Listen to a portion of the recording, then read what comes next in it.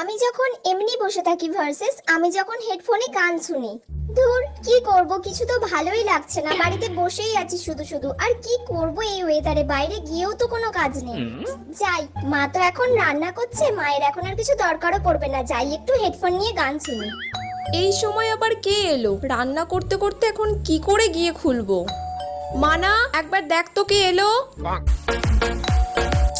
আরে এই মানা, দেখ না একবার কে এলো। ধুর, এই মেয়েটা ঘরে একা একা কি করছে? তখন থেকে বেলটা বেজেই যাচ্ছে, আমি ডেকেই যাচ্ছি, তার কোনো হদিশই নেই। দাঁড়া, দেখছি গিয়ে এক্ষুনি। মহারানীর বসে বসে এখানে গান শোনা হচ্ছে।